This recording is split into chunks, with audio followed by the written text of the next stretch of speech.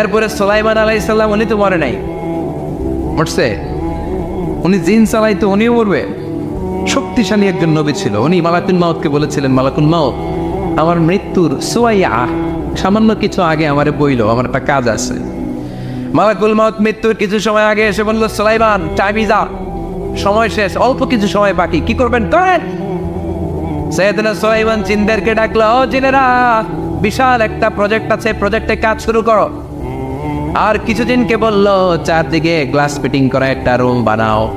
সাইয়েদনা সুলাইমান আলাইহিস সালাম glass fitting করা রুমের ভেতরে ঢুকলেন। এই রুমে ঢুকার দরজা নাই, হাতে একটা লাঠি নিলেন। কি নিলেন?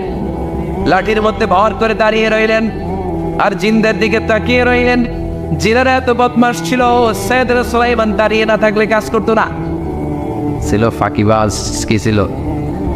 দাঁড়ায় না থাকলে আজও লোকজন কাজ করতে চায় না, ঠিক কিনা? মালিক দাঁড়ায় থাকলে ঠিকই কাজ হয়ে যায়। সুলাইমান আলাইহিস সালাম লাঠির মধ্যে ভর দিয়ে দাঁড়িয়ে রইলেন আর বললেন, কাজ করো। জিনেরাও কাজ শুরু করলো। ওদিকে মালাকুল মাউত এসে বলে, ও সুলাইমান সময় তো শেষ। সুলাইমান বলে, সমস্যা নাই, রূহ কবজ কর। উনি লাঠির মধ্যে ভর দিয়ে দাঁড়িয়ে রইলেন।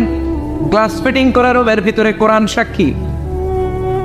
মালাকুল মাউত ওইভাবে লাঠিতে ভর দেওয়া অবস্থায়, দাঁড়ানো অবস্থায় সাইয়েদনা সুলাইমান আলাইহিস সালামের রূহ কবজ করে নিলেন। উনি এমন ভাবে দাঁড়িয়েছেন, রূহ চলে গেল, লাশ হয়ে দাঁড়িয়ে রইলেন। লাঠির মধ্যে দাঁড়িয়ে আছেন, জমিনের মধ্যে লুটিয়ে পড়ে নাই। সুবহানাল্লাহ। জিনগুলো দূর থেকে ভাবতো, বস তো দাঁড়ায় আছে। কে দাঁড়ায় আছে? জিনেরা মনে করছে বস দাঁড়ায় আছে, কাজ করতে হবে। করতে করতে পুরা প্রজেক্টের কাজ শেষ। ইন দ্য মিন টাইম ঝিঝি পোকা, ওই পোকা যেই পোকা কাঠ খেয়ে ফেলে, এই কাঠ খাওয়ার পোকা সুলাইমান আলাইহিস সালাম লাঠির ভেতরে ঢুকে লাঠিও খেয়ে ফেলেছে।